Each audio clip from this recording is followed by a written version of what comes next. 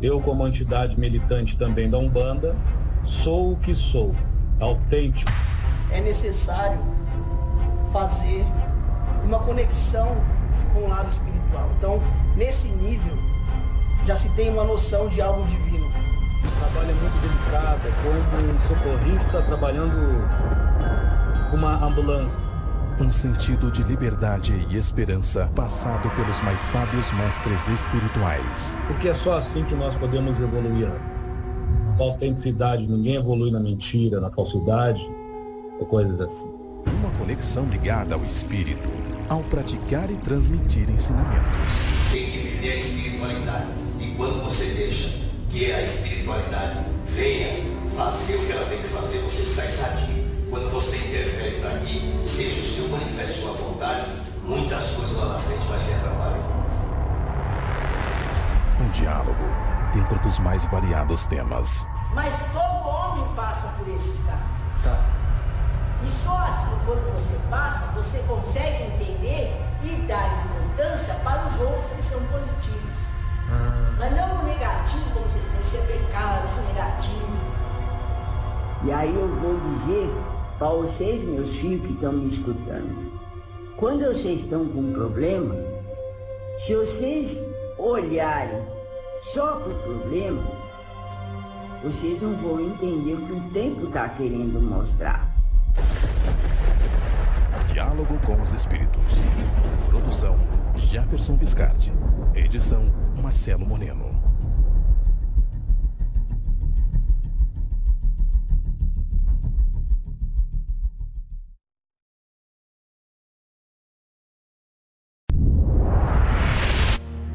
Mensagem de Exu. Muita gente, quando não acha cura para sua dor de barriga, corre pro terreiro, me pedem ajuda e ajuda eu dou. Quando a dor de barriga passa, me chamam de diabo e meu médium de macumbeiro.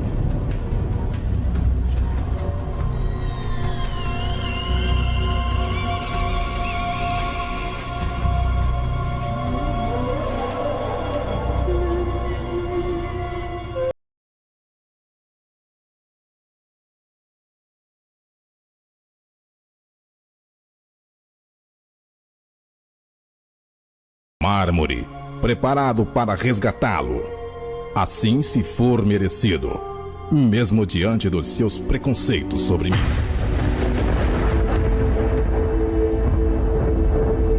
Enfrentarei os piores dos homens para te salvar. Assim como em outrora. E mesmo que os olhos dos malfazejos o envolva, minha energia será condensada pelas mãos divinas.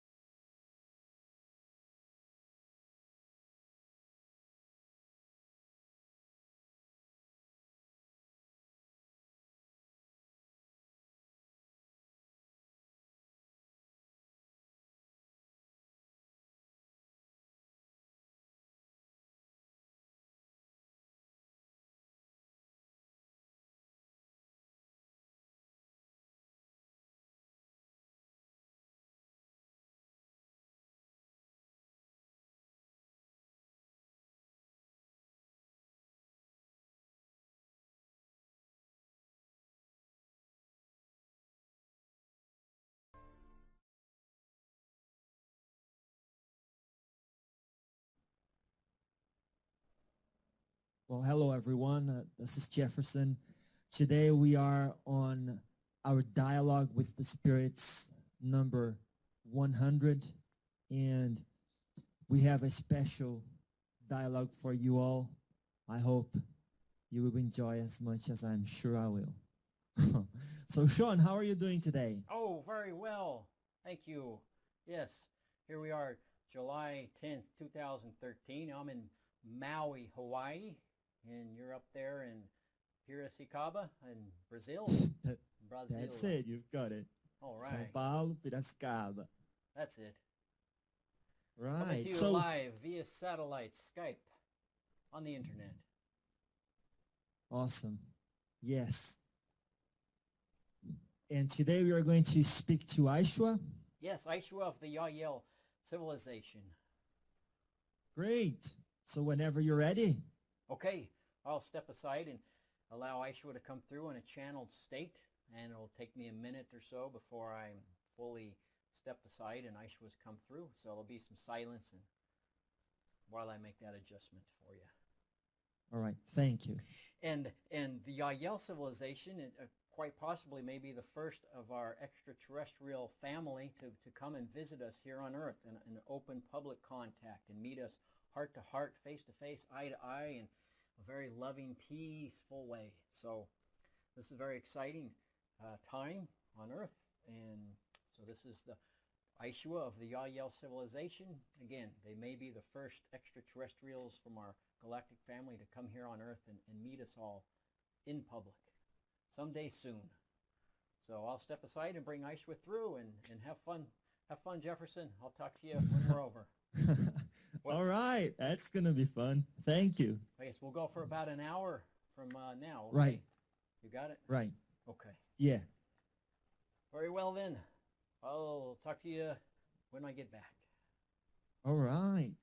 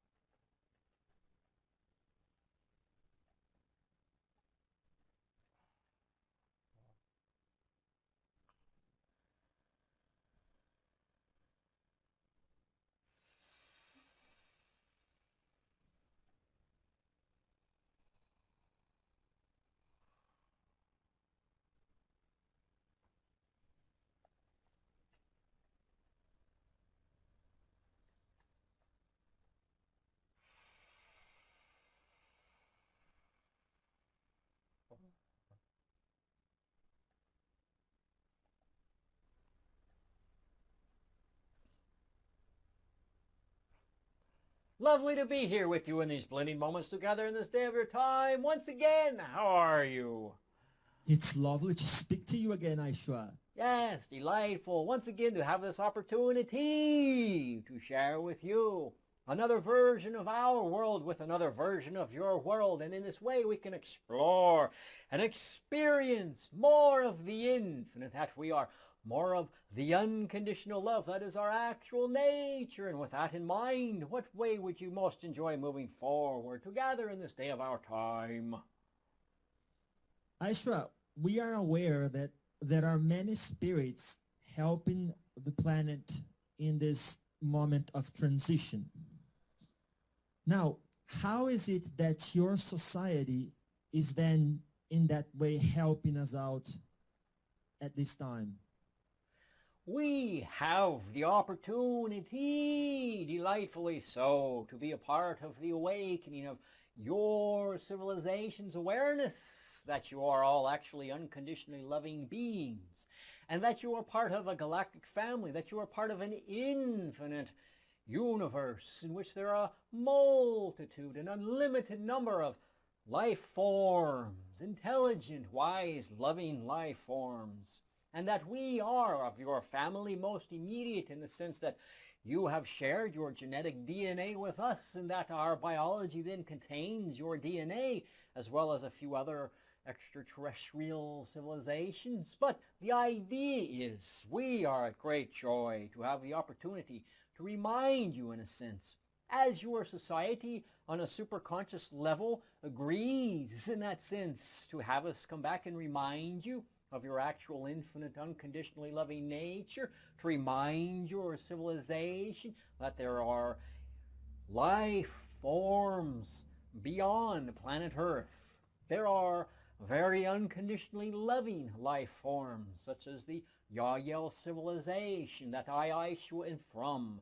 And of course there are other civilizations of human beings like us, other forms of human beings in your galactic family that are also, in a sense, just out of view from your awareness, in a sense, in a slightly different vibratory reality, a slightly different channel that your society hasn't yet completely learned how to fully tune into, in a sense, with your visual television sets.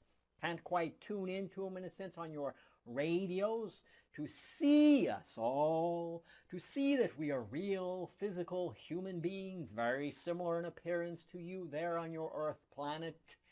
And that shouldn't be a surprise, for we have your DNA, and in that sense, we have the opportunity in physical form to have appearance quite similar to you. In that idea, we come in different sizes and shapes and colors, yes, as you and your world do as well. But understand then, we are of a very deep connection to the awareness that we are a part of the infinite, that we are unconditional love, and that then is something that you and your world have chosen to be, in a sense, exploring in a different way, to explore instead on your world the idea of being separate in that idea. So that for us, we have opportunity to remind you, you are not actually separate from the creator of the infinite. You are part of the infinite. You are all the infinite, simply choosing to express yourself in a human body seemingly as a part of the infinite. But you are the infinite, and it brings us great joy and delight again to be able to take part in awakening you and your civilization at a speed that is appropriate for you, at a level and a timing that you accept, that you agree to, that you are open and excited about, certainly on a superconscious level, but also on a conscious level too.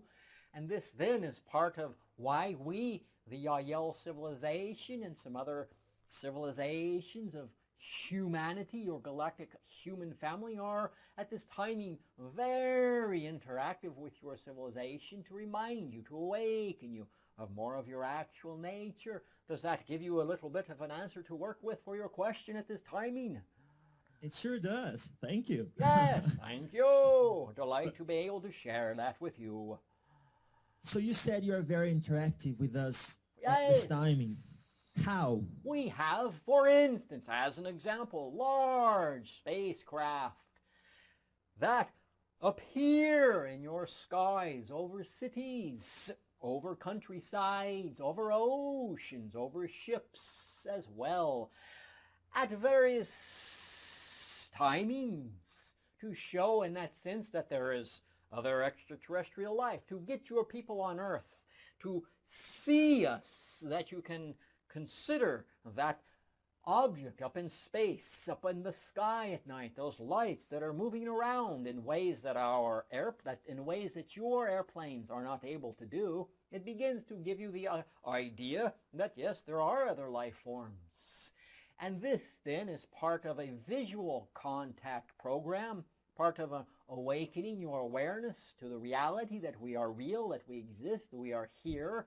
This then is, in a sense, something we are doing in this way as a form of reconnecting you to the understanding that there are life forms. And so spacecraft visualization sightings at night is something, this is one of the ways of awakening you to this understanding that there are other life forms, very loving, wise, intelligent human life forms beyond planet Earth.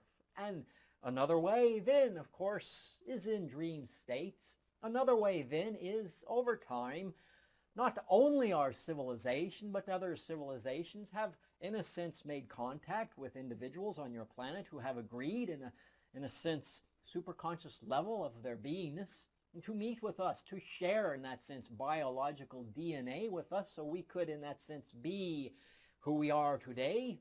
In that sense, there are those who are, in a sense, our biological creators, who were able to communicate with those on your world, certain individuals, again, who agreed to share their DNA, that then they, our creators, crafted us, in a sense, in a way that you are then part of our Yahyel civilization genetic DNA, part of my biology. And that then is something we have contact with you in this way, in the sense that there are occasional times where some of you will come aboard our craft. We, again, are not the only civilization that do this. There are a variety of civilizations that do this for various reasons. So we do this, and those interactions that you have with us are the ones that will be very enjoyable for you. They will not be frightening. They will not be painful. There are then often those of you who had these interactions with us aboard our spacecraft don't remember. Part of the reason you don't remember is that it wouldn't suit you well back in your Earth day-to-day reality to have that memory and to not be able to share it with anybody in a way that they would really be open to it, to accept what you were saying, to believe you. More often they would think you were a little bit crazy if you were to talk about such an experience aboard our spacecraft. But even there are another reason usually you don't remember, and that is the experience itself is on another vibratory frequency, in a sense another dimensional channel that is different sufficiently from that when you are in your physical Earth day-to-day life, that the frequencies don't match. And so the memory can't be contained in your awareness, in your physical Earth day-to-day experience. It is the interaction with us on our spacecraft of such a different frequency. It just simply is not available to your Earth human experience. So often that is another reason those of you who have been aboard our spacecraft don't remember being aboard our spacecraft. The experiences of it is of too different a frequency, too different a dimensionality. The channel is not the same. So there then, of course, are interactions we have with you in dream states. In a sense, this is more like a telepathic communication. And that then you are more likely to remember that when you awake, in a sense, to have had a dream of having some contact. At times, it will, for you, be a memory, a dream of extraterrestrials. But other times, the way your mind functions, you will substitute your interaction with us in a way that when you're remembering the dream, going over it, you will substitute your contact in who we are with other, in a sense, symbolic forms that are more comforting to you from a psychological standpoint. But in doing that, you don't fully understand what it was that occurred in the interaction in the dream state with us.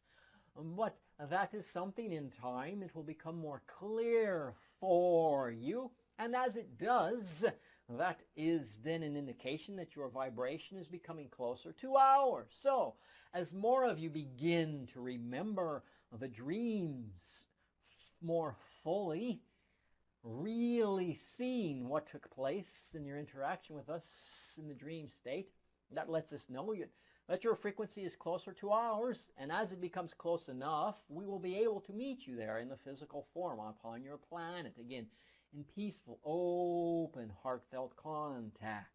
That then provides us with another way of contacting with you, in a sense, providing you with more understanding that we exist. The contacts in the dream state, the telepathic contacts in your dream state, and as well as the onboard interactions, and also the visual sightings, usually at night, over your cities and over your countryside and over your seascapes, above ships in that sense. So those are three ways that we have of interacting with you. Does that answer your question? It sure does. Thanks. Yay, certainly. Joy.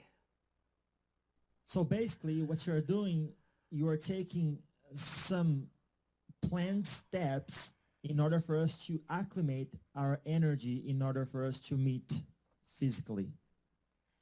That is, in a sense, yes. Right. You said raising your more. vibration so it will match with ours. Raising your thoughts.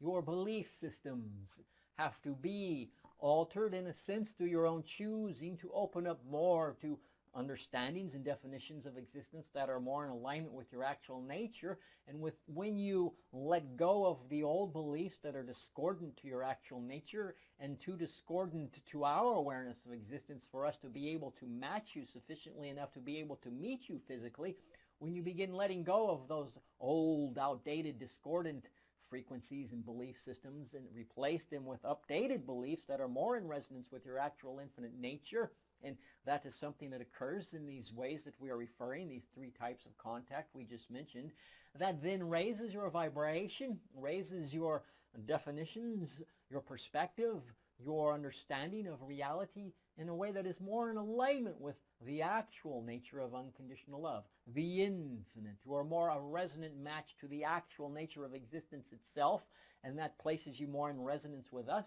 for we grow up in a society in which we know who we are, we understand we are part of the infinite, we create our experience in each moment.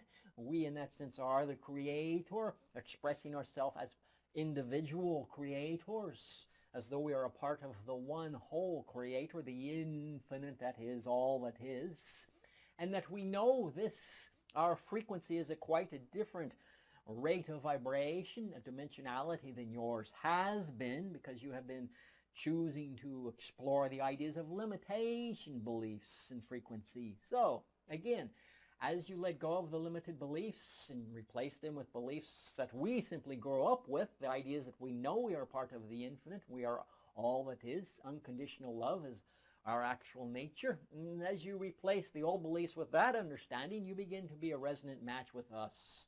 And then we can be in relationship physically, in that sense, face to face, heart to heart, in the same room, so to speak, outdoor in the room of the heavens, of your planetary spaciousness.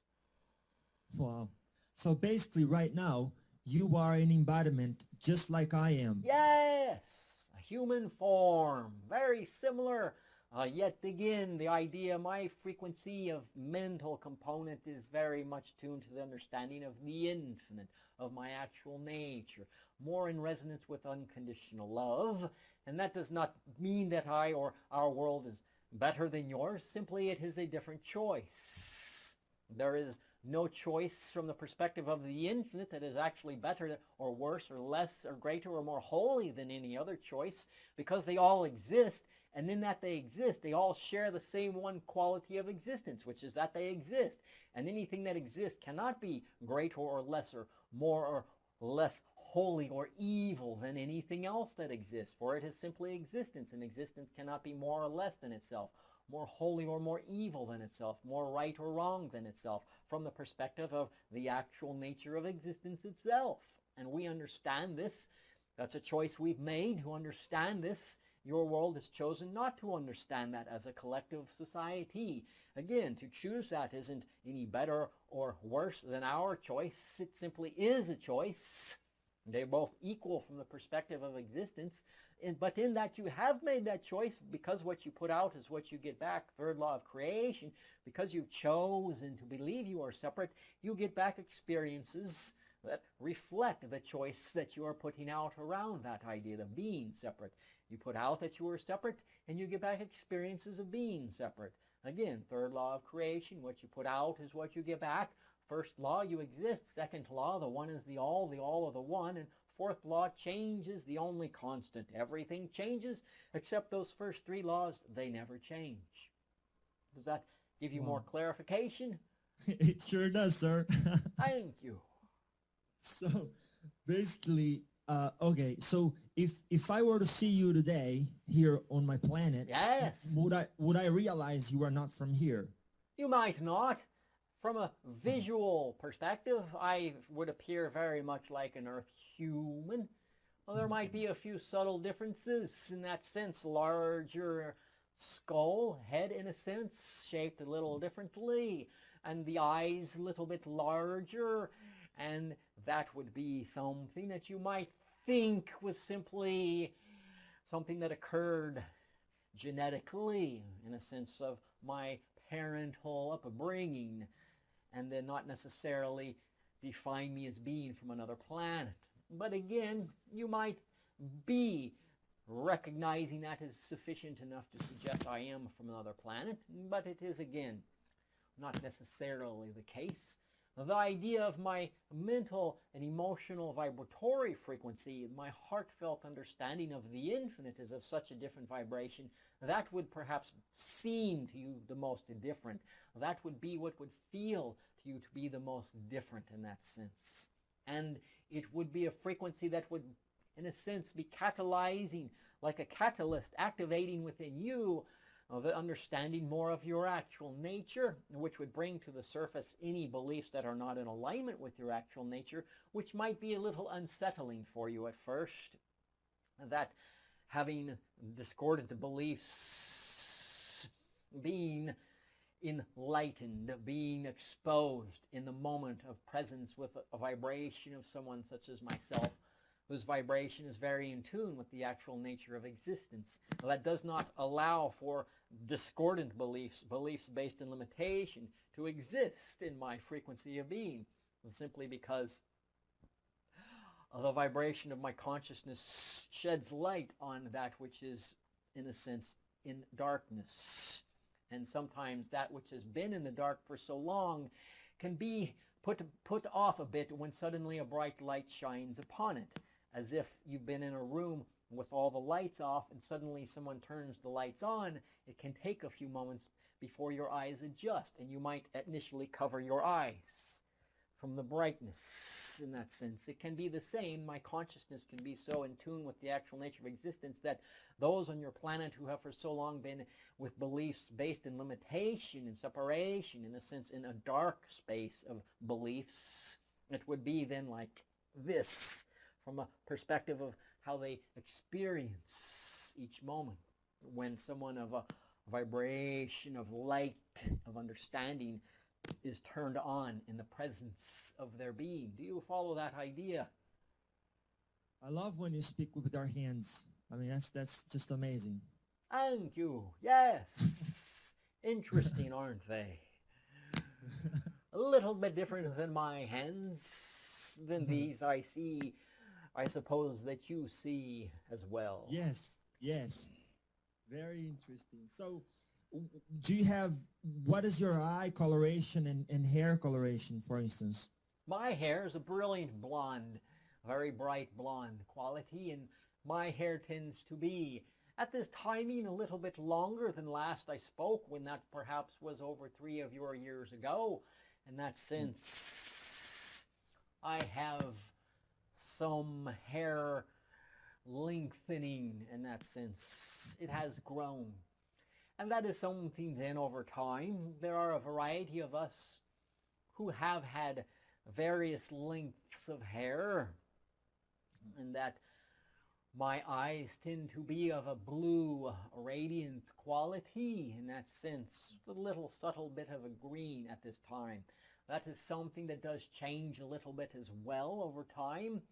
Has a little bit to do with the frequency of my understanding, of my experiencings, as well as the locations, geologically, geographically, spatially, planetarily, that I have been spending more of my time in. Those are factors and vibrations that can alter the colorations of my eyes to some degree.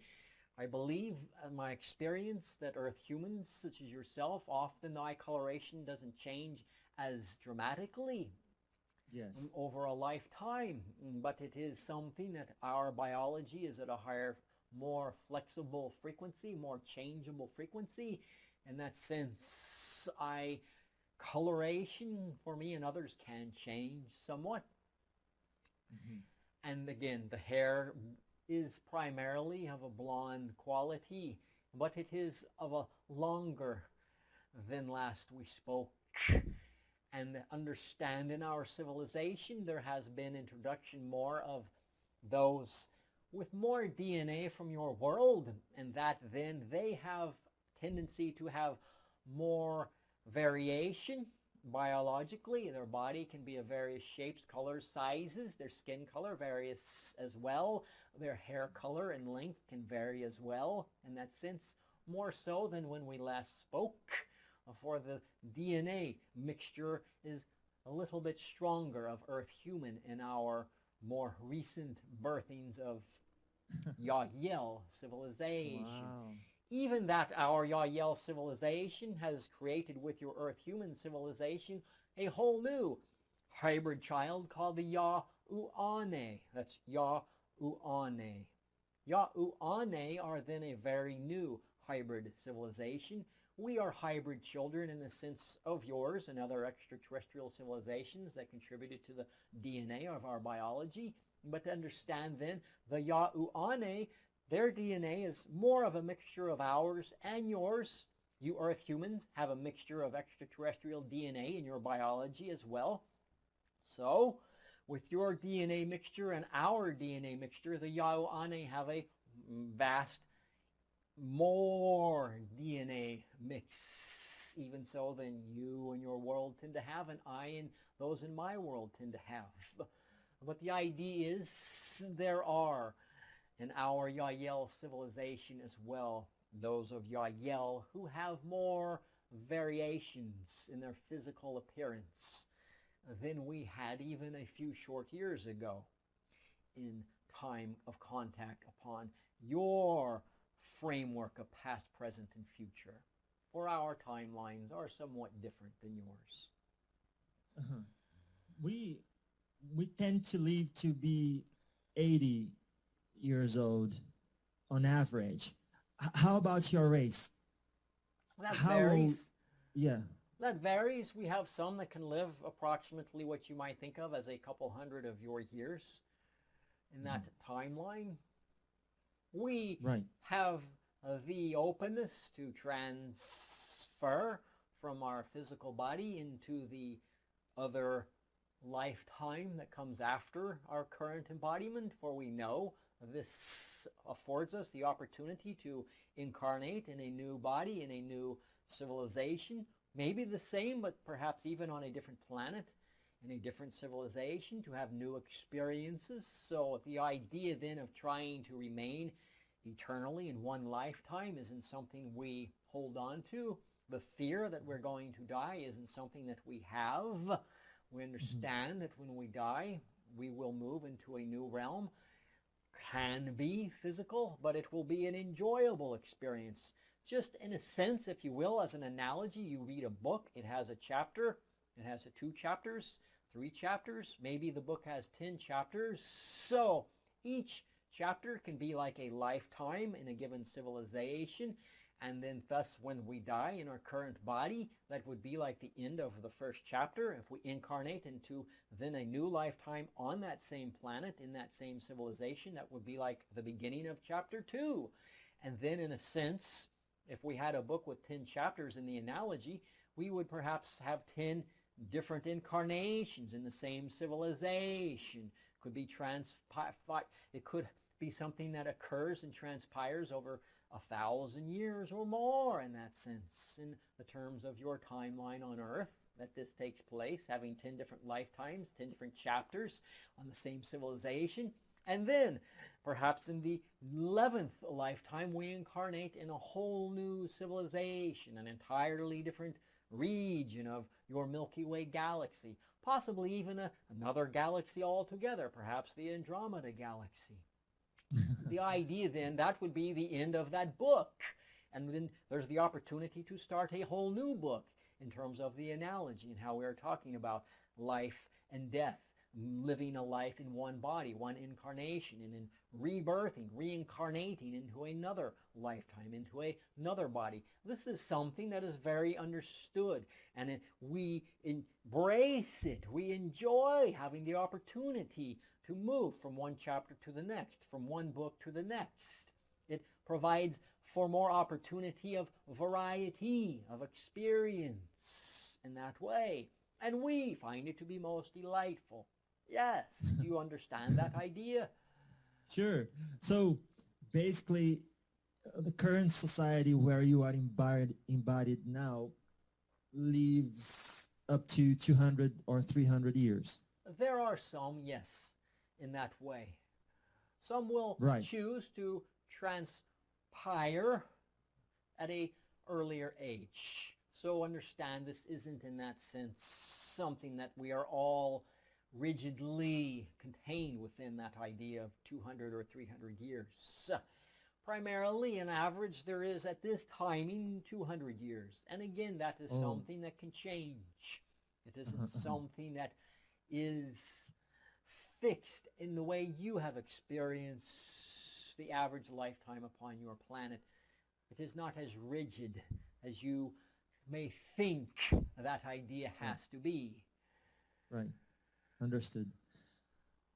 Now, does that mean that once we meet you, we are going to have about that average lifespan?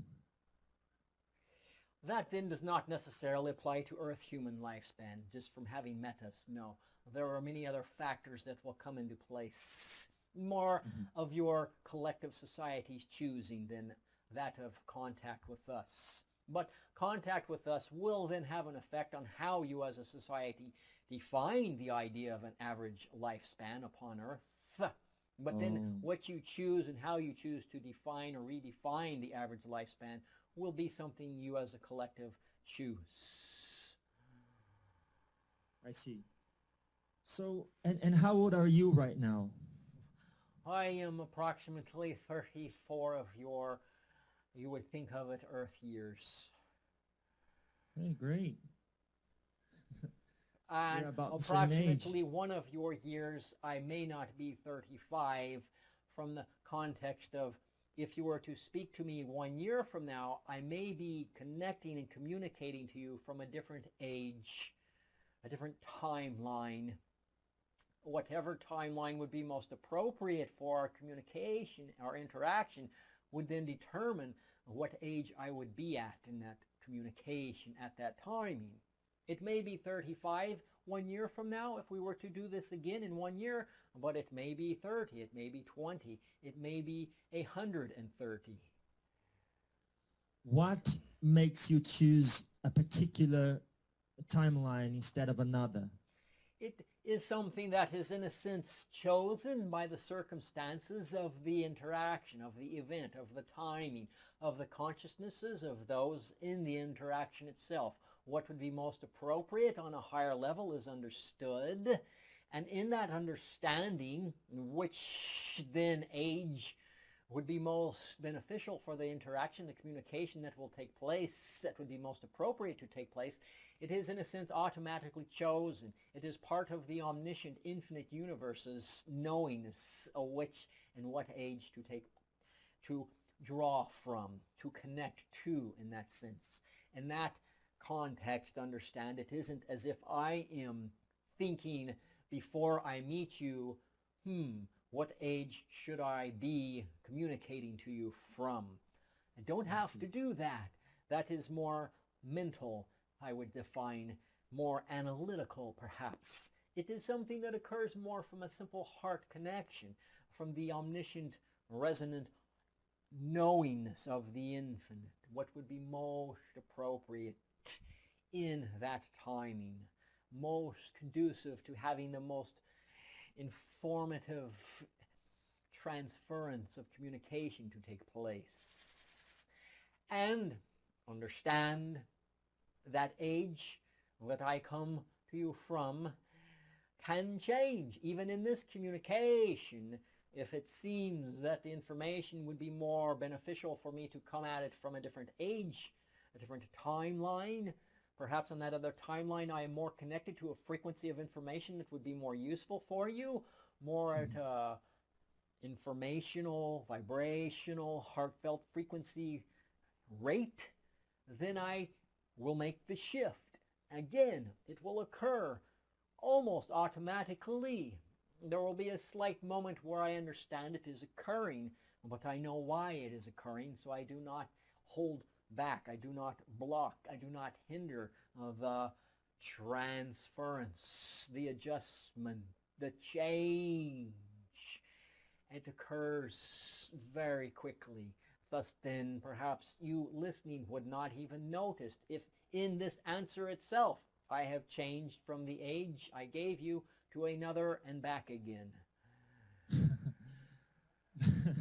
It seems that your physical reality is more, in that sense, malleable than ours. It is, because our understanding of the existence is more in alignment with the actual nature of existence, which is infinitely flexible in that sense.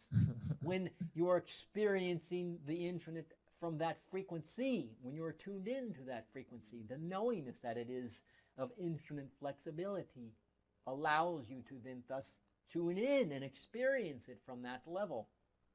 Again, your civilization has chosen to explore the ideas of limitation and separation to such a degree that you have beliefs that have to be very rigid, very fixed, not as flexible, in order to maintain the perception, the illusion of separation, the illusion that you are the only life form of intelligence in all existence.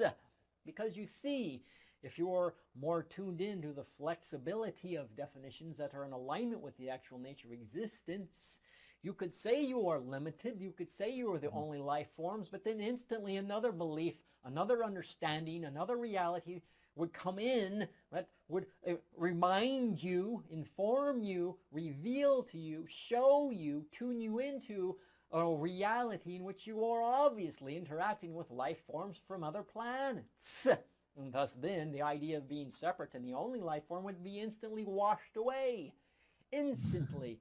And thus then you would simply, oh, okay, well, I guess I am part of the infinite.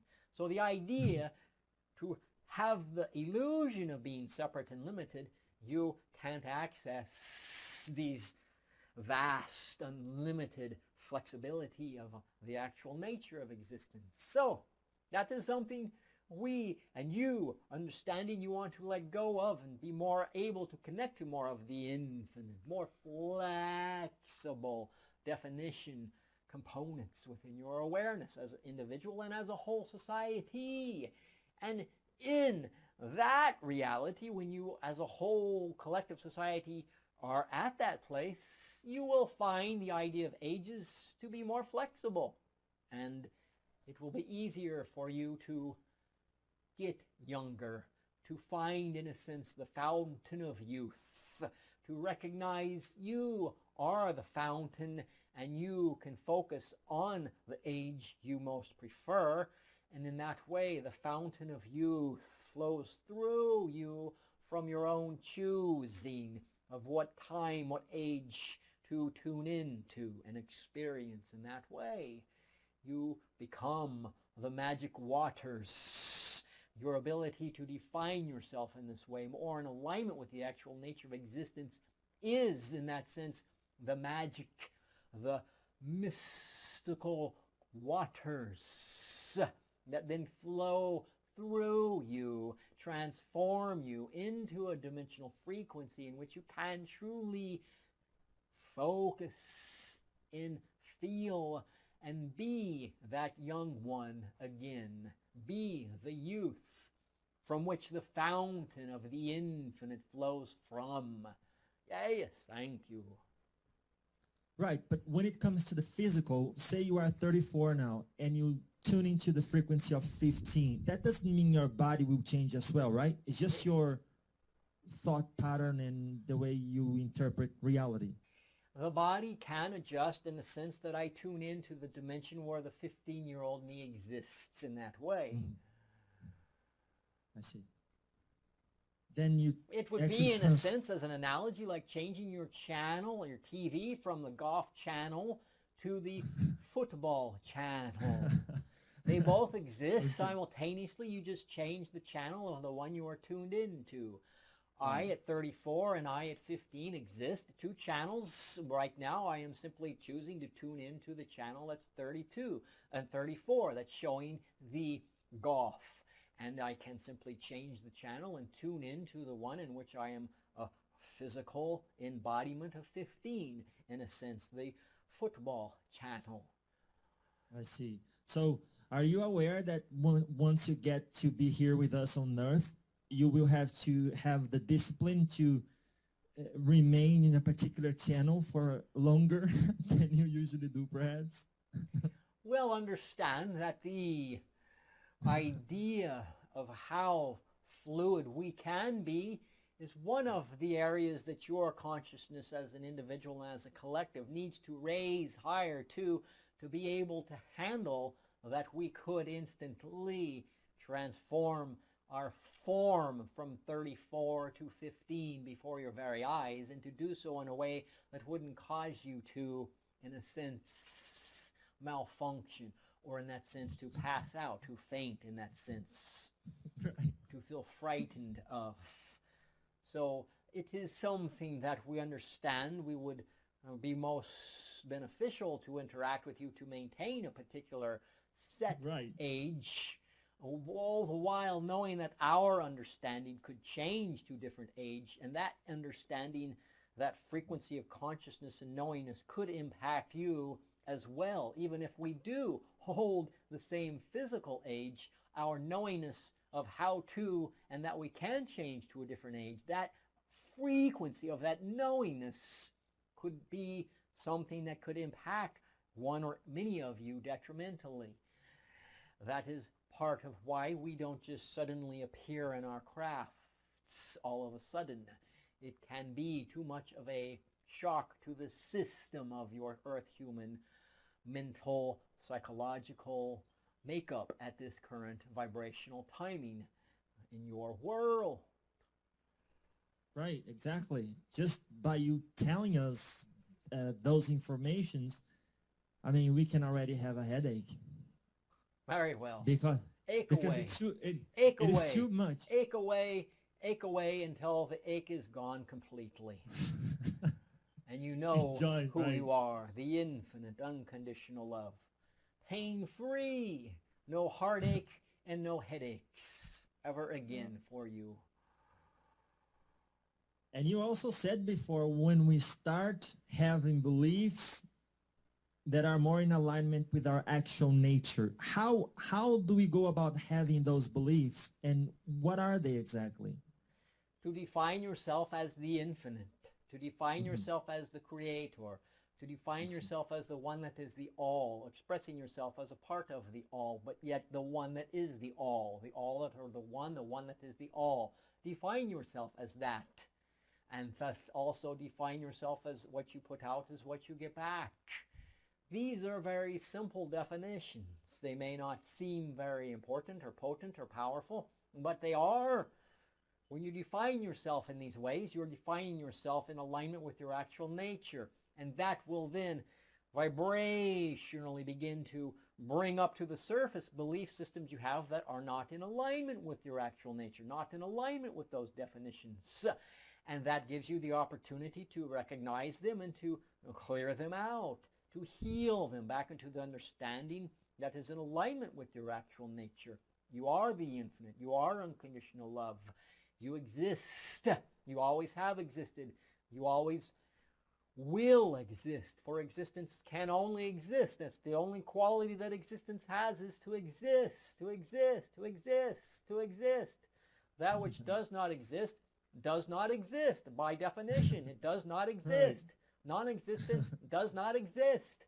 You can create and talk about it as though it does, but it only exists as something that doesn't actually exist in the sense of what it actually is. Non-existence does not exist. Wow. You can create the concept of non-existence, but you cannot ever be non-existing. That which exists only knows how to exist. That which does not exist does not exist.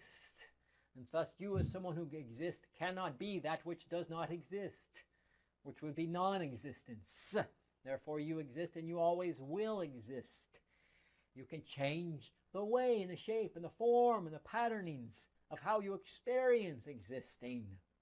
Through what you put out is what you get back. Third law of creation. But however you experience yourself existing, you are part of the one, which is existing, which is existence. Existence is the one, unconditional love. Existence is the one that exists. Anything that exists, whether it's a thought that exists that you are having, an emotion that you are having that exists, an action that you are taking, that it exists. It all exists. Existence is the one quality that all of these things have. They all exist, and they all change. But that they exist in some way, shape, or form never changes, because they are all existence, and existence can only exist. It cannot not exist, because non-existence does not exist. It doesn't exist. So, right. You always exist, always have in some way, and always will in some way. The way you choose by what you put out is what you get back. And so the more you define yourself in these ways, the more you get back experiences that are resonant with this. And those experiences contain information that inform you more so of what to do, what actions to take to be more in alignment with your heart, more feeling of your heart nature, more experiencing of the unconditional love that allows you to be friction-free, fight-free, and instead you will become fun-filled. You will be joyful. You will be ecstatic, full of ecstasy in that sense, the sea of love, sea of ecstasy, full of love. That then comes from simply defining yourself in alignment with your actual nature in all moments. You can become aware of anytime something seems to feel bad or discordant or upsetting or frustrating.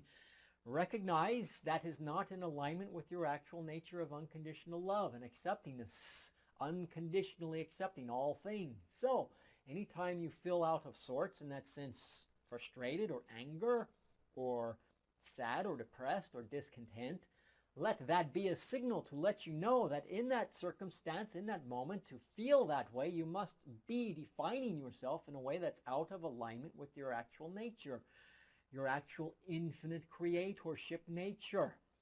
That then you can ask your inner heart, your higher self, to let you know what limited definition of yourself or limited belief or definition of yourself you must have in order to begin feeling frustrated or feeling sad or feeling discontent or feeling frightened or feeling like fighting.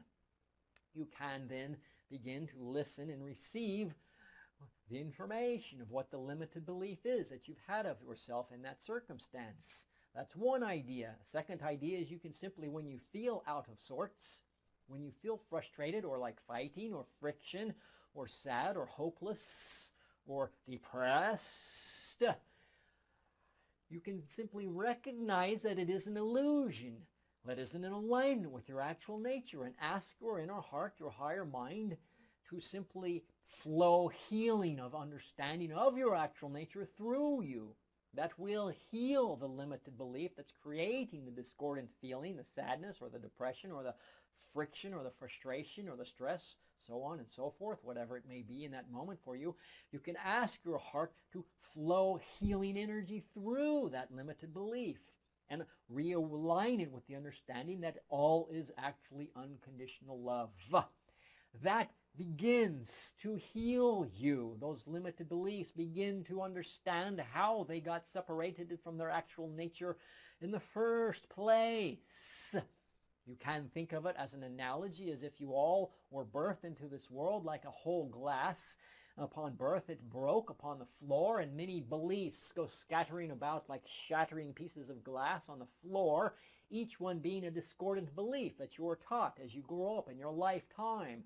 And then each moment when you feel sad or discordant, you can think of it being like you're stepping on one of those shards of glass, one of those limited beliefs, beliefs that's the idea that you are separate, or that you are limited, or that you are not good enough, or that you will never measure up, or that someone else is bad, or that they are trouble, or they aren't good enough. All of those limited beliefs that don't acknowledge that everything simply is, and thus then all is equal unto itself from its actual nature of existing as unconditional love.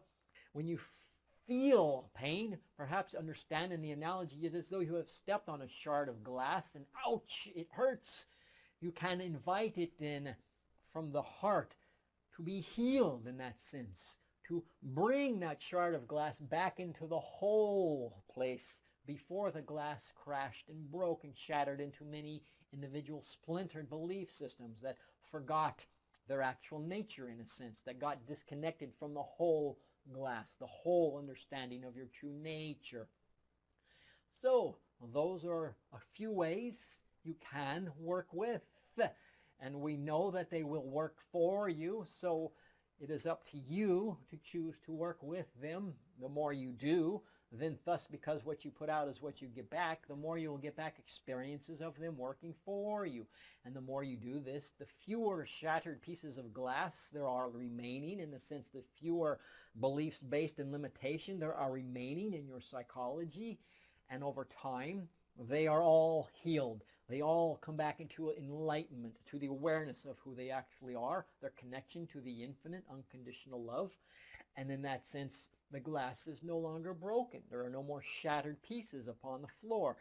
It is whole. You are whole. You are functioning from your whole state of beingness. Your heart, mind, your physical brain, and your physical ego mind, all working together in that sense. Another way you can do this is to simply, with your ego mental mind, choose to follow your heart's enjoyable suggestions as to what action to take throughout your day, every day throughout your life. Follow your heart in that sense. And the more you do this, the more you begin to be in resonance with your heart, walking in a sense side by side with your heart, hand in hand, one being together, whole you become with your heart, as your heart, in your heart, experiencing life physically through your mental ego mind, from your heart's joyous imaginings, conceptualizations for you of the life in each moment that is most meaningful, most enjoyable for you. Yeah, so those are a few ideas. You can work with them if you choose. The more you do, the more you will become informed of what steps to take next. I see. Wow. They seem to be very sharp, very good, huh? Wow. Yes, certainly. Do you all function that way easily, I guess? It's just natural for you. Born in this understanding of our actual nature. And all those who raise us as we are young ones, they understand this. They are examples of this. They live this. So it is very easy for us to grow up, to maintain this understanding, to live with it, to express it, to behave, to experience this understanding. And then thus, this is a way of life for us that is very strong, very obvious, very clear to us, is at no time foggy, is at no time something we lose sight of, is at no time something that gets away from us. We are always in tune with this understanding very clearly. Thank you for the question. Hey, Ishuwa. Yes, sir. Thanks for the sir. Ishuwa, that makes me think that, well, that directs me to think that you guys have no need for religion in your planet. There is the idea of understanding of our relationship to the Creator. In that sense, we do not need to create limitations, beliefs based on limitation, beliefs that suggest our Creator is something outside of us. That is something your world has chosen to explore, the idea that your Creator is something outside of you. And so in order to hold on to that limited, illusory belief and continue exploring more illusory, limited ideas, you have to create more limited belief systems. And in order to hold on to them and maintain them, in order for them not to get away from you in the presence of your actual infinite beingness, you have to then go over these beliefs based in limitation again and again, religiously, like a ceremonial, weekly meeting in which you pray again and read again verses that are based on limitation, that state you are separate from your Creator. You have to do that again and again, ceremoniously, in meetings, in groups, religiously, in order to keep putting out, and you keep putting that out in order to keep getting back experiences that you are limited, illusory experiences that you are separate from your Creator. They are illusory because they are not in alignment with your actual connection as the Creator, as the infinite, simply expressing yourself in a human form as a part of the infinite, as a part of the Creator. That then we do not need to continuously put out that we are the infinite, for being aware that we are the Creator and expressing ourselves as a part of the infinite in biological form is in alignment with the actual nature of the infinite, and thus then we are always putting out that which is in alignment with the actual nature of existence, and thus getting back experiences that are in alignment with the actual nature of beingness. And that does not require us to religiously put out any other beliefs, to have ceremonies around our actual nature. It is automatically built in because it is a component of our actual nature. It is always an understanding that informs us because it is in resonance with our beliefs. It is in resonance with our actual nature, and we define ourselves in this way. Do you follow that distinction? Sure. Do you see us going down that path? We see you choosing to let go of the beliefs based in limitation. We see you choosing and asking and finding help, finding the understanding. And more of you are letting go of the old beliefs that suggested your Creator was something separate from you. More of you are realizing that you are an infinite Creator, that you are all one and the same infinite one Creator, expressing yourself as parts of the one Creator. And in that, more of you are choosing to be compassionate to all expressions of life, all people, because you know they are simply you from another perspective, and you are choosing to be loving and compassionate towards yourself in all of those other forms that seem to be other people, other life forms. You are choosing to love yourself in all of these other forms, knowing that by doing that you are loving your infinite beingness. Yes, so you are choosing to awaken to this, and that is one of the things we are helping you remember your actual nature. And in that then, you will not need to have religions as you have them now. You will not need to meet on a weekly basis or a daily basis or a monthly basis to put out beliefs that are then going to bring back to you beliefs that reflect illusions, that reflect beliefs based in limitation. You will not need to do that anymore because you will no longer want to experience beliefs based in limitation. You will no longer want to experience a life separate from the idea of being one with your Creator. You will instead want to recognize, to feel, to experience being one with the Creator as the Creator. Thus then again, as we said, we don't, and so you won't have to religiously put out these new beliefs that are in alignment with your actual nature as the infinite, as the Creator. Thus then, religions as you know them today that continuously put out beliefs based in limitation will no longer serve your function. And you will choose from your heart easily and effortlessly to let go of putting out the beliefs that are based on limitation. And this choice then will also be to move away from the idea that there is any religion that is greater than any other religion. You will not have any interest in religions at all, and you will all be perfectly okay with that.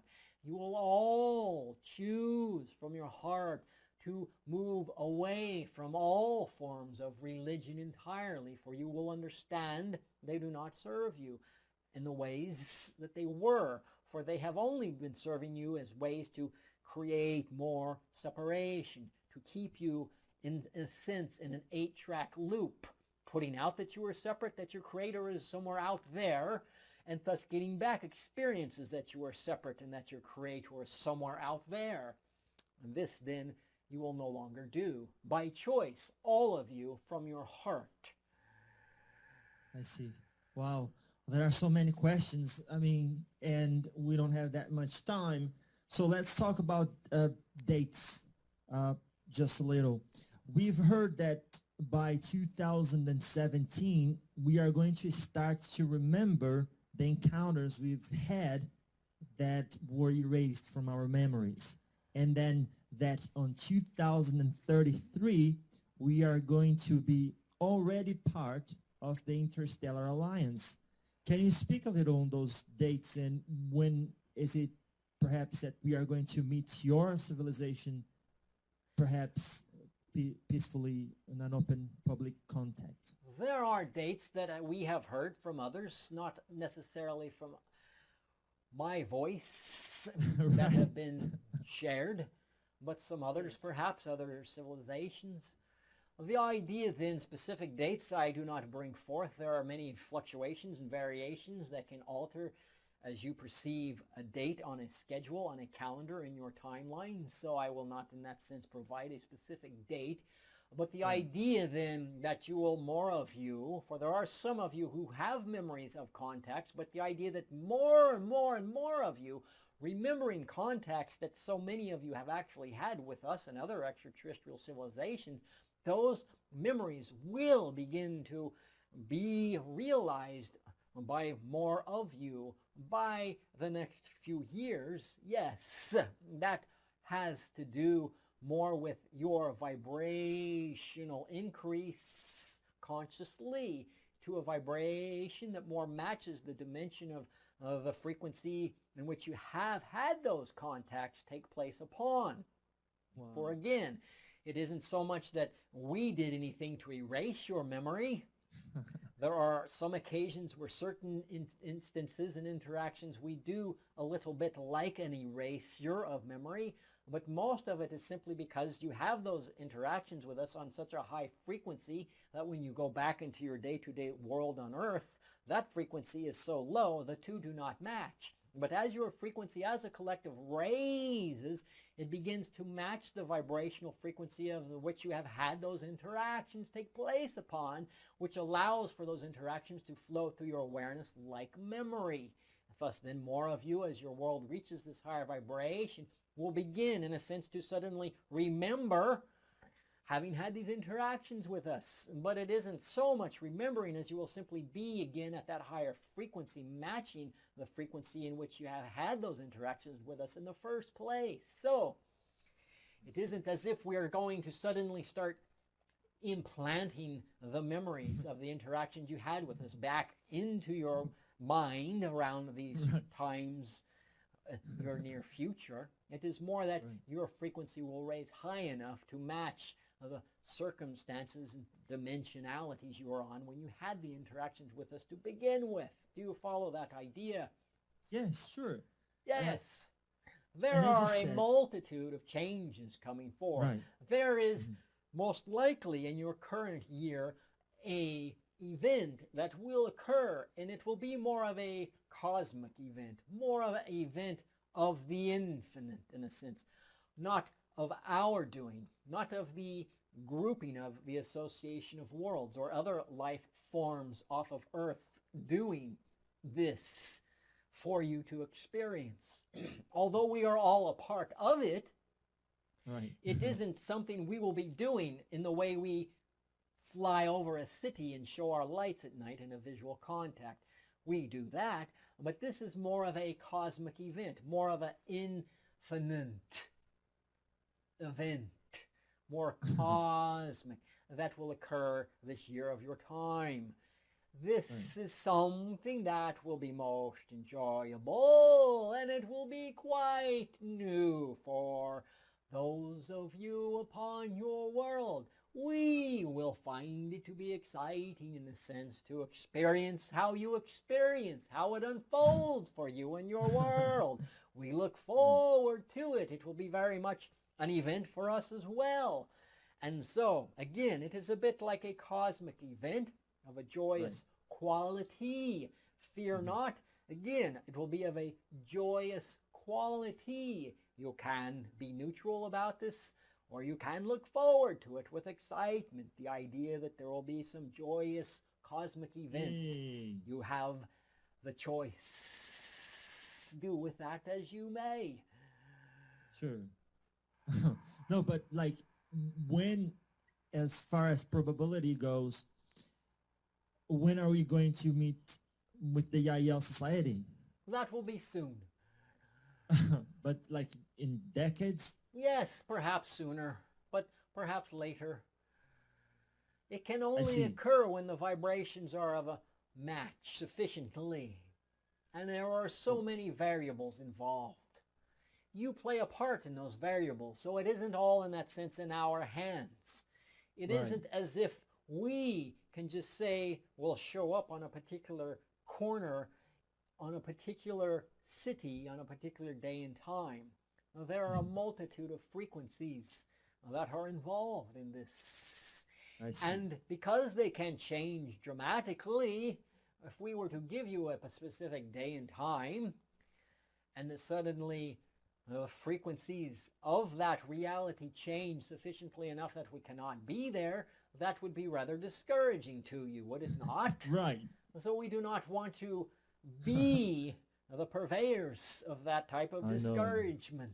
I know. We know that it can fluctuate. While we might see 1 or 2 or 3 or 4 dates as being more probable, that isn't then something we even want to forecast. That for those can change as well. And often in your world, if you hear something suggested as being a probable date of contact, somehow it gets translated, it gets passed around in the, if you will, the world of the wireless communications into a statement that says, oh, they said they'd definitely be here on such and such day and time, when we only said it was a probability or a possibility.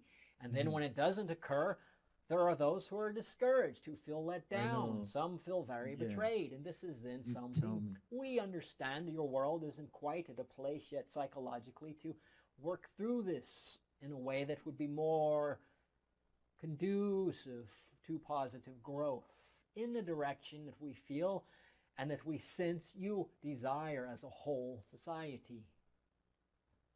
Okay, so it will certainly be still in my lifetime. Most probable, yes. All right. Now, I understand that our planet was in a quarantine. There was the idea, there are a group of extraterrestrial civilizations that are connected to you in various ways, chose to not have contact with you in obvious ways that would reveal our presence to you, in order that you could play out a particular choice, particular pattern of experiencing on your world, a realm, a theater, if you will, in which there was the perception, the illusion that there was only Earth human life forms in the universe. In order for you to have that experience, it was necessary for those of us who are obviously not from your planet to not be present. That was one of the reasons we chose not to interfere in that sense. So the quarantine, in a sense, was upon us, by us, not to interact with you in obvious ways. That then is something chosen by a association of worlds, of extraterrestrial civilizations. That then is a civilization, a grouping that is very open, very free to come and go, each civilization in the association of worlds as it chooses, as it pleases. And understand there are a multitude of extraterrestrial civilization passing through your Earth, passing by your civilization, passing through your solar system, passing through your galaxy. They sometimes have opportunities to have contact with you that necessarily not in agreement or even aware of our quarantine, our association of worlds, that then in a sense sometimes some extraterrestrials have momentarily gotten through that idea of quarantine. There are as well some that are in a sense extraterrestrial, that are upon your planet. They are part of your genetic makeup. They are a part of your earth life format experience, but they play a different part. And for most of you, they are not in your awareness at this timing. They are then two types primarily, as we have spoken of them before. There are the ATs, not ETs, but ATs and OTs. ET being extraterrestrial, T being terrestrial of Earth, extraterrestrial, extra simply meaning not born on Earth, extraterrestrial. Terrestrial suggesting and how we are defining this in this moment as being born on Earth. There are those who are OT, organic terrestrial, and there are those who are AT, alien terrestrial.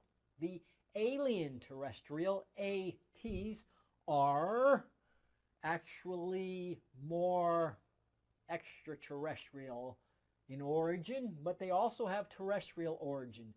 More extraterrestrial than you have. For understand, all Earth humans born on Earth have an extraterrestrial origin before embodying upon Earth. Oh, I see. The AT, alien terrestrials, came to this planet after the planet was formed. They came to Earth after Earth was already capable of sustaining human biological life form. However, you do not know they exist in a sense as a collective consciousness. Some of you are aware of them, and so we refer to them as alien terrestrials. They do not think of themselves in this way, but they are alien to you. They are terrestrial life forms that you don't know of as a collective. And so in that sense, they are alien to you as a Earth human collective. I see. They play a part in your world. They have genetic DNA that is part of your DNA.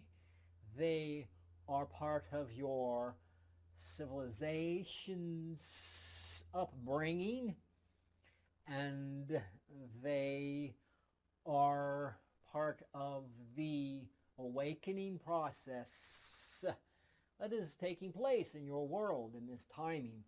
There are as well the OTs, organic terrestrials. These are life forms that were present in the origination of planet Earth. They have been present since the inception of planet Earth. They have not left. They are still present. They are terrestrial, organic, originating terrestrials. Organic, originating terrestrials. They are very intelligent beings, life forms. They are not as alien. You may not know of them, but they are present in your life each day in more apparent ways than the alien terrestrials. The alien terrestrials are more of a human form, and they then simply exist in a world, upon your world, that you do not see very often. And so in a sense, it is as though they are hidden at this timing. The organic terrestrials are more interdimensional, multidimensional, less physical in terms of how you think and define a physical body. They have physical form, but it is of a more flexible, higher frequency than you define and perceive your physical body. They then, again, due to the flexible, variable, vibratory nature of their physical structure, they are able and they are present in your life every day in various ways, and thus they are not alien in this sense. They are very present. They are organic in your nature, in your beingness. Organic terrestrials are present in all of your lives, in every moment of your lives. They have been with this planet since its inception. They have not left. They will remain throughout its entire lifetime. Gaia, a name given to your Earth, is very aware of organic terrestrials. They have a relationship. And each of you can begin to learn more of the nature of this relationship. Realize it more, feel it more, and it will be very nurturing. It will connect you more to the planet itself, and in thus doing that, connect you more to the sun itself, and in doing that, more to the other planets in your solar system. And in doing that, connect you more to other solar systems within your region of the galactic quality of life expressing itself in physical form. And in doing that, it will begin to allow your vibrations to raise higher, that we then are more in a match to you, and thus then have the opportunity to connect to you someday upon your planet's surface. Does that give you more of an answer, more information to work with? It certainly does. The only thing is, Aisha, that some people that are listening, they might be frightened about the AT, the alien terrestrials. Yes. Are they of what nature? They are a humanoid form. They do Right. appear different than those in your life, everyday life activities. However, you do not need to fear them. Right. They are occasionally spoken of in some of your myth. And thus then they were real, and they are the source of some of the stories of your fables and your ancient writings. They may be misunderstood. They may be frightened. That is something in time as you come to understand you are the one that is the all in all expressions of the infinite, and your life on earth are expressions of you, and you do not need to fear them. For to do so, to put out that fear, is only to fear yourself, only to get back experiences of fear in yourself, which will manifest itself as other people or other creatures that you think you need to be frightened of. Then the more you are free of fearing anything, because you recognize all that is you, the easier it is then when you are able to begin to be ready to have contact with alien terrestrials. You will begin to recognize they aren't so alien after all, and you will simply understand they are another expression of you, of the infinite, and you will be able to love and be compassionate for them, and they thus for you as well, and there will be more harmony in the ability to meet one another easily and learn from one another in obviously constructive, positive ways. Positive in the sense of a bringing together of ways of existing, coexisting harmoniously with one another, enjoyably with one another. Yes. Awesome. So do not fear that. Have no fear. If you fear or aware of any fear at any time, understand you must have a definition within you in that idea you are fearing in order to have the fear. You must have a definition that's out of alignment with your actual nature in order to have the fear in the first place. So let any and all fear be like a knock at the door, letting you know in that circumstance you have a belief that's out of alignment with your actual nature, or you wouldn't be frightened to begin with. And then when you get in touch with what the fear is, it'll be some belief that's alien in terms of it's not resonant with your actual nature. You will be free of the fear, free of the alien belief, free of the belief that is alien to your actual nature. You will replace it with an understanding that resonates with your actual nature. And thus then you will not have an alien belief. You will be fear-free, and you will not be frightened in that way. Fear is a product of your own imagination, your own creation, and it can inform you that you have a belief that's out of alignment with your actual unconditionally loving, fearless nature. Fear, entirely fear-free actual nature. So, any and all fear, let it be for you an indication you have some definition, some belief that's out of alignment with your actual nature. When you are in alignment with all the beliefs that you put out, in alignment with the actual nature of existence, you will thus then get back experiences that are in alignment with the actual nature of existence. And in that there is no fear. You will thus then be free of fear on all levels. Every day throughout, every day, and even at night when the lights are turned out. All right. So Aisha, just before we go, yes. Two questions I can't miss. You know, we are at the Milky Way galaxy. This is how we define it. What galaxy are you? I also am of Milky Way galaxy on both planets of Yahyel civilization. All right. Origination. All right. Thanks. Yes. And is that possible to say the constellation? Not at this timing. All right. We perhaps don't know. Okay. So the last question is, how do you communicate through the channeler to me?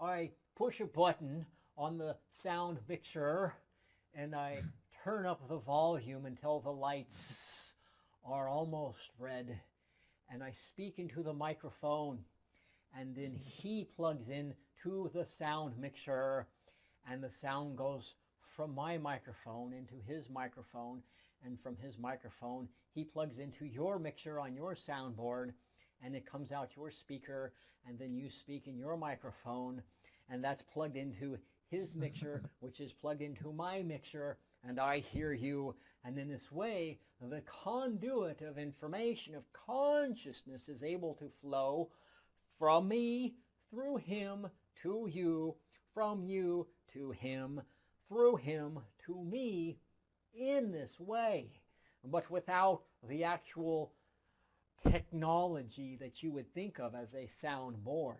It flows instead through the channels of consciousness itself that are of a dimensional conduit that carries the frequency in this way, because it simply is designed to do that. It chooses to serve in that way. Conscious life forms choose to form in a sense like a cable, a microphone cable, and they flow consciousness from me to the channel to you, that we can have this experience at all in that way. And in your world, you have a symbol that forms and serves this capacity. You think of it as a microphone cable, a speaker cable. In that sense, they are simply conduits of consciousness. There are then, for everything I am sharing, life forms that are fashioned, designed specifically to move communications from me to the channel, through the channel to you, and that then you to us in the same fashion.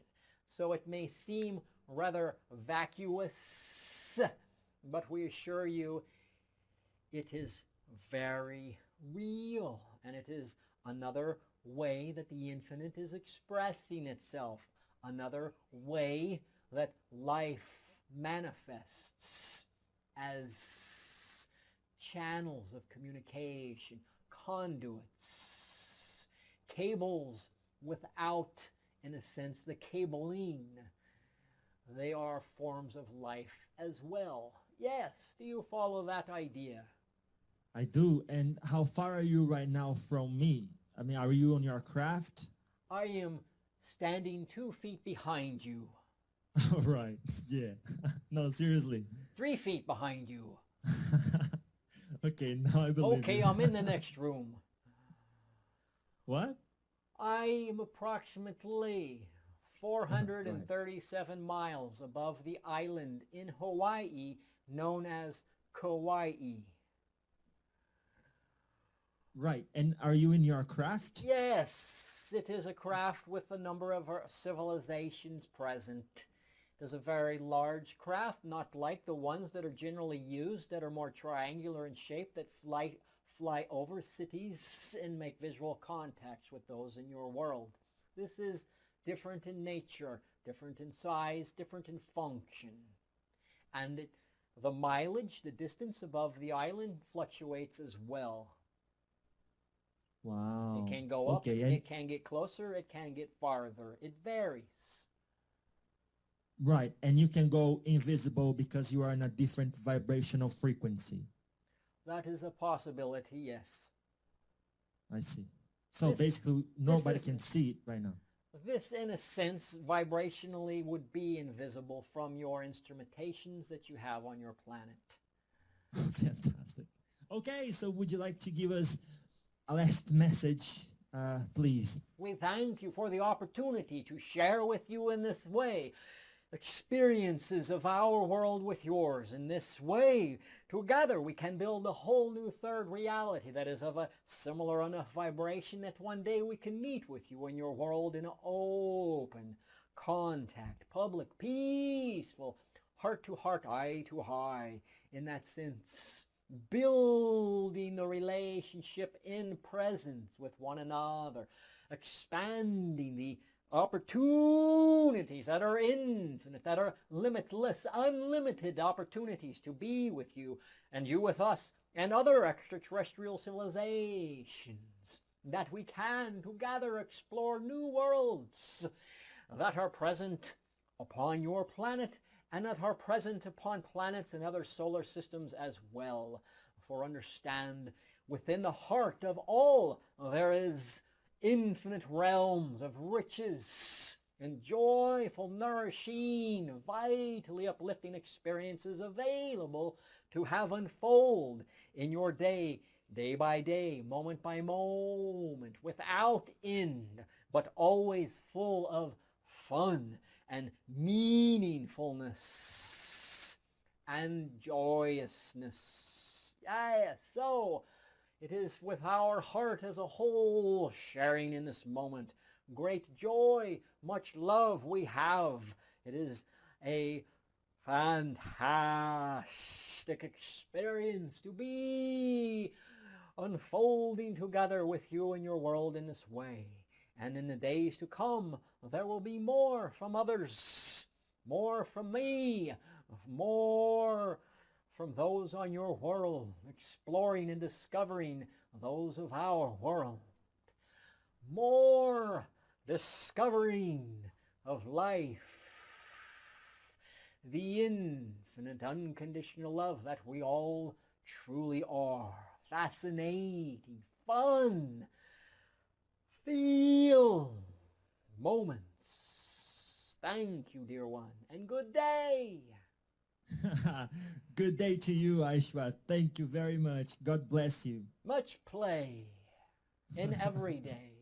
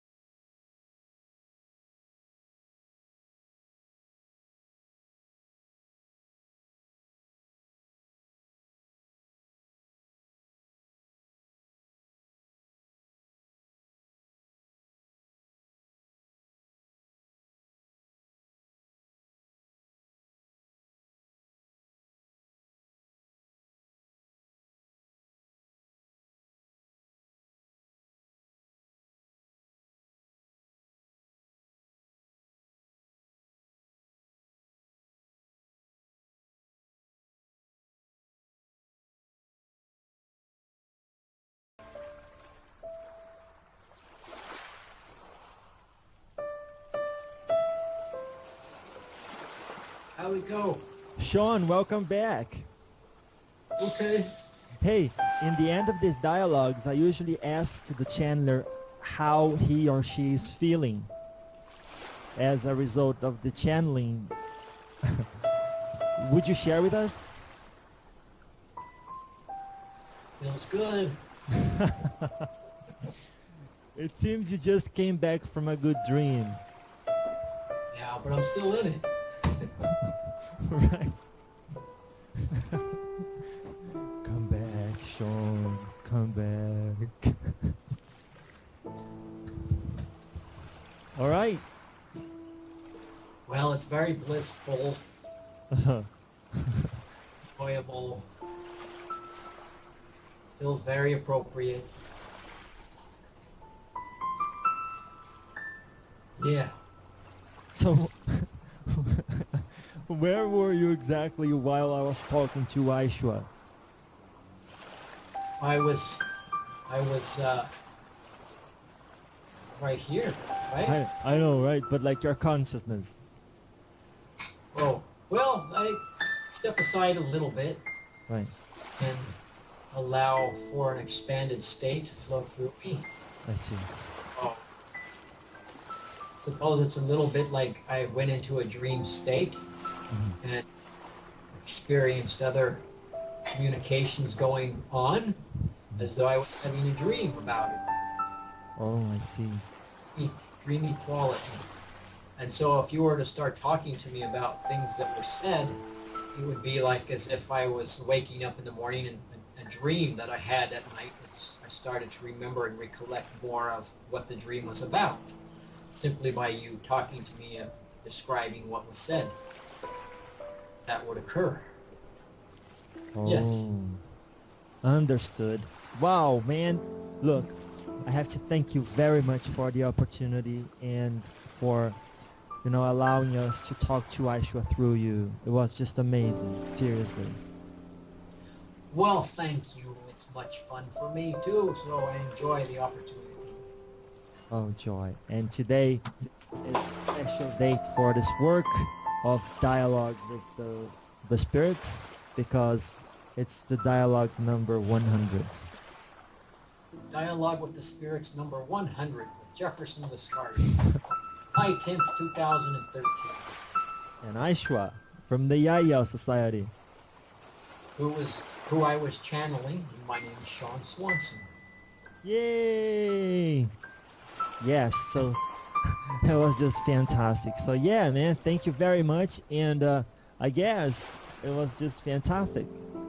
Oh, good. All right. Well, I'll see you. I'll stay with you actually, but I'll turn the camera off. All right. Thank you very much. Bye for now.